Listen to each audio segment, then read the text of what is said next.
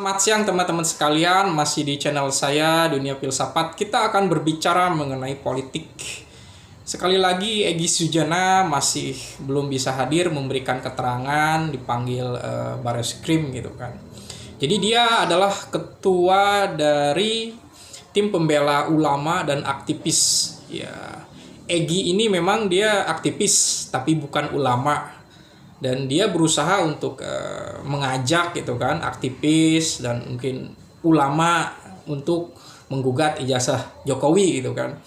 Ya memang apa yang sering dilakukan Egy dan teman-temannya ini memang menggunakan berusaha untuk menggunakan psikologi massa gitu kan.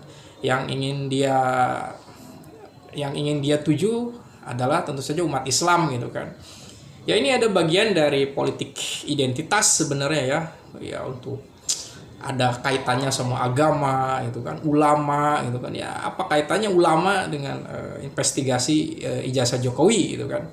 Ya mungkin ini penafsiran dari Egy Sujana yang mungkin bahwa ulama ini harus memiliki peran yang signifikan dalam masyarakat, hingga mengajak ulama untuk peduli kepada keaslian ijazah Jokowi.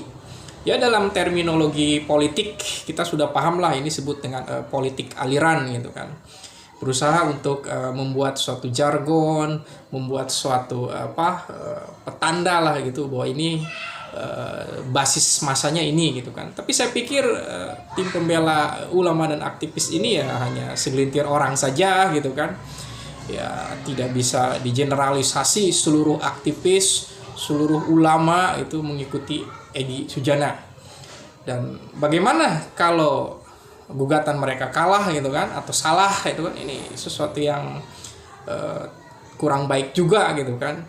Tapi saya yakin itu hanya sekedar nama komunitas saja gitu kan, tidak mewakili para ulama, tidak mewakili para aktivis juga. Berisi aktivis tentu saja gitu kan.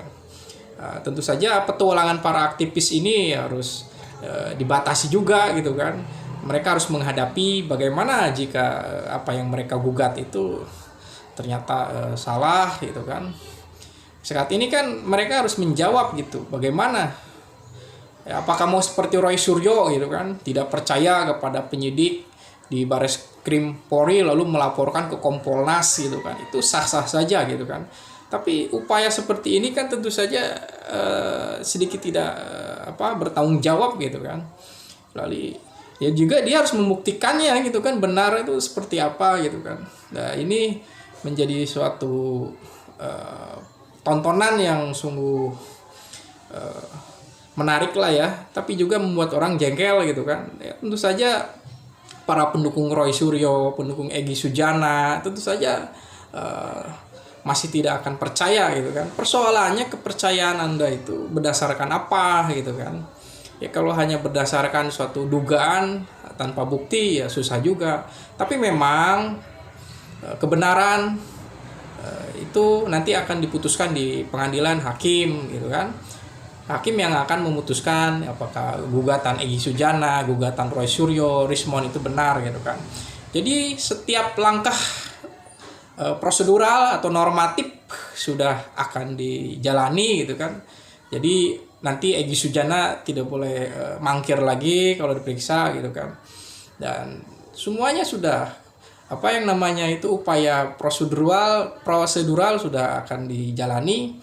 Ya, ini sangat menarik. Kita akan tunggu lagi bagaimana Egy Sujana, Roy Suryo berargumentasi gitu kan. Ya kalau tidak ada otoritas yang bisa memutuskan mana yang benar dan salah, ya ini akan terjadi suatu ketidakpercayaan publik gitu kan. Makanya harus ada otoritas gitu kan. Saya pikir di zaman demokrasi saat ini ya Bareskrim Polri tidak akan mereka-reka lah. Tidak akan merekayasa gitu kan. Inilah yang akan kita hadapi.